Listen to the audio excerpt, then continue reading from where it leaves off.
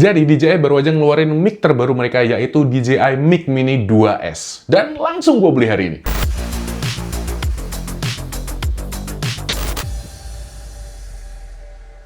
Awalnya gue tuh nggak pernah kepikiran untuk beli DJI Mic Mini 2S ini. Even gue nggak tahu kalau produk ini sebenarnya akan atau sudah rilis. Jadi ketika gue pengen check out di Mic Mini 2 ini, DJI ternyata sudah ngerilis video produk dari DJI Mic Mini 2S ini. Atau selanjutnya kita bilang Mini 2S aja lah ya, biar nggak kepanjangan lah ya. Buat ngasih konteks lagi, pertama, gue belum pernah punya mic DJI. Selama 1,5 tahun ini, gue pakai mic entry level yang harganya 500 ribuan. Kalian bisa bandingin lah kalau harganya dibandingin dengan DJI Mic Mini 2 ataupun yang Mini 2S ini. Apa sih yang membedakan antara 2 dan 2S ini? Kan bedanya dikit banget ya, kayak kalian tahu nggak sih, kayak iPhone 5, iPhone 5S, bentukannya sama, cuman perbaikannya, improvementnya sih lebih ke internal ya biasanya kalau seri-seri kayak gitu. Nah, sama nih ternyata kalau misalnya kita bilang ke Mic Mini 2S, ternyata improvementnya memang di internalnya. Juga di bagian aksesorisnya ada improvement, seperti 32-bit audio recording. Gua nggak tahu banyak, cuman gue tahu kalau 32-bit audio recording itu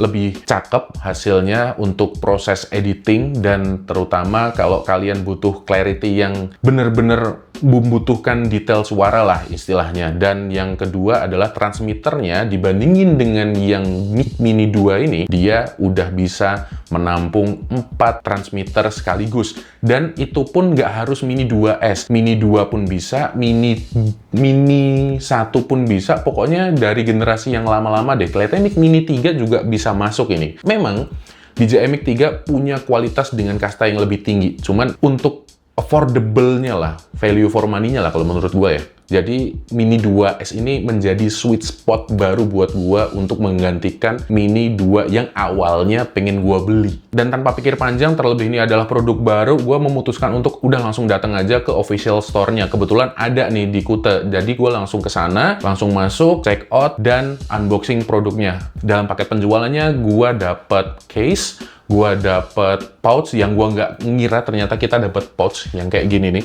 Ini berfungsi banget ternyata buat nyimpen charging case, kabel-kabel perintilan. Jadi ini gue taruh beberapa kayak klip di sini. Gue nggak pakai klipnya, jadi gue pakai magnet seperti yang kalian lihat di sini.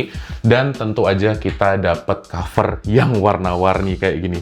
Sumpah ini nih, kalau kalian lihat covernya ini warna-warni, ini sebenarnya sih menurut gue gimmick ya. Cuman impulse buying yang cukup bagus sih dari DJI. Dan kita juga dapet charging case, di mana di dalam charging case-nya ini dia itu praktis banget, dan gue cukup amazed dengan engineering-nya kelihatannya kalau menurut gue. Jadi satu case sekecil ini dia itu bisa menampung banyak hal, mulai dari receiver, transmitter, kabel, adapter USB-C, dan itu bisa kalian masukin receivernya ke dalam case-nya dalam keadaan USB-C adapternya tuh masih nyolok. Dari spesifikasi, daya tahan baterainya dari Mini 2S ini sedikit lebih cepet habis lah baterainya, masa pakainya itu lebih singkat dibandingin dengan yang Mini 2. Ya mungkin karena internal improvement itu tadi butuh banyak daya dan segala macam, cuman ya udahlah, masih di atas 20 jam menurut gue sih fine, masih fine aja sih buat konten. So far itu sih, plus kalian juga bisa dapat kabel audio untuk disambungin ke kamera kalian, baik mirrorless ataupun DSLR. Seperti kebanyakan orang ya mungkin ya, setelah selesai unboxing, terus mereka proses pairing, mereka pengen langsung coba by default itu kualitas audionya kayak gimana. Dan gue melakukan hal yang sama dan hasilnya kayak gini. Oke, tes mic 1, 2, 3. Ini posisinya agak ke bawah. Terus ini nggak terlalu ke bawah banget sih, cuman kalau lagi dungku kayak gini kelihatannya aman sih. Dan ini noise cancellingnya kita coba, semuanya masih standar dari bawaan. Suaranya mono. Ini nggak terlalu kenceng banget ngomongnya karena lagi di store, dan ya di belakang ada background orang, kita lagi ngomong. Iya, nah aku juga nggak tahu dia lagi ngomong apakah masuk. Oke. lebih tinggi. Oke, dia lebih tinggi ngomongnya. Gue cukup skeptis awalnya untuk melihat harganya yang beda jauh dengan mic yang gue punya. Maksudnya gini, kalaupun misalnya dia menang mahal doang dengan kualitas yang 11-12, ya udah. Jadi ekspektasi gue tuh nggak yang, wah ini studio quality mic, nggak. Jadi kayak, ya udah biarin aja, toh gue udah dapat experience-nya juga menggunakan DJI Mini 2S ini. Noise-nya bisa terhandle dengan baik, suara gue masih kelihatan natural dan tidak overprocess. FYI aja ya, itu pertama kali ketika gue ngetes mic-nya, ternyata by default noise reduction-nya itu sudah langsung aktif. Jadi ada dua mode, standar dan boost. Kalian bisa nilai sendirilah hasilnya tadi kayak gimana. Setelah selesai unboxing, pairing, dan gue ngetes-ngetes di sana, lanjut gue bawa ke sebuah restoran yang cukup ramai. Kenapa harus restoran? Kenapa nggak di depan pantainya, nggak di pinggir jalan? Simple. Karena gue lapar.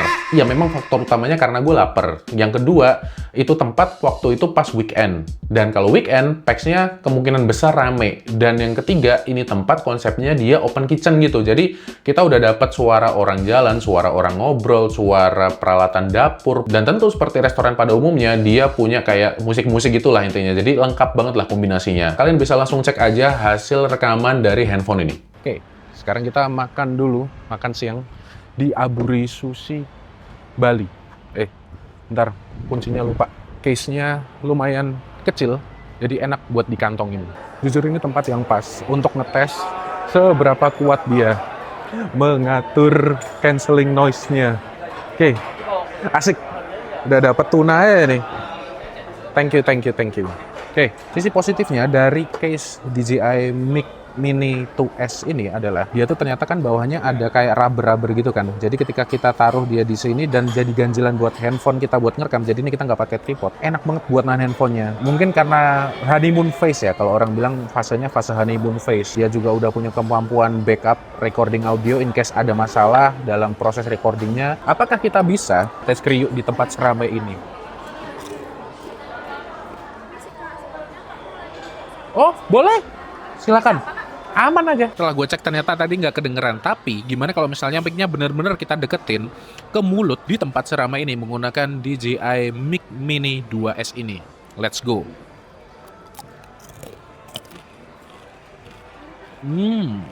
Lagi deh.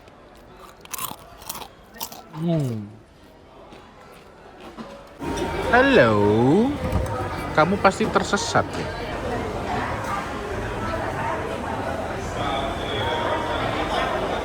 Nggak perlu gue jelasin banyak-banyak, kalian udah bisa nilai sendiri perbedaannya ketika kita pakai mic dari iPhone ini versus ketika kita udah pakai DJI. Ambience-nya langsung keteken banyak banget. Ini mic lebih ke sesuatu yang mungkin punya kemampuan yang nggak kalian butuhin sekarang, tapi mungkin kalian butuh di masa depan. Dan itu adalah sebuah kayak investasi jangka panjang ya menurut gue ya. Dari fitur-fitur unggulan yang udah gue sebutin tadi kayak 32 bit recording yang gue nggak tahu itu kayak gimana, cuman pasti gue yakin itu sangat berguna. Dan yang paling penting adalah adanya audio backup. Ini audio backup penting banget ketika misalnya kalian lagi ngomong kayak gini atau lagi podcast, itu ada masalah di wireless systemnya, jadi mic-nya ini bisa langsung nge-record secara mandiri gitu loh. Jadi kalian kemungkinan audionya itu ada problem mungkin lebih kecil lah, bukan nol tapi lebih kecil lah. Itu aja sih menurut gue sih first impression-nya selama 12 jam terakhir. Jadi gue cukup enjoy, gue masih ngotak-atik juga, gue akan bikin juga reviewnya kalau videonya cukup rame. Dan tentunya thank you banget yang udah nonton sampai selesai. Jangan lupa klik tombol subscribe, nyalain loncengnya jadi kalian nggak ketinggalan kalau gue udah upload video baru nantinya. Dan jangan lupa, gue juga kadang streaming Flight Simulator di session live stream di channel ini juga. Jadi terima kasih banyak yang udah nonton dan sampai ketemu di video selanjutnya. Dadah! Masih kebawa loh di live stream biasanya dadah gitu. Dah.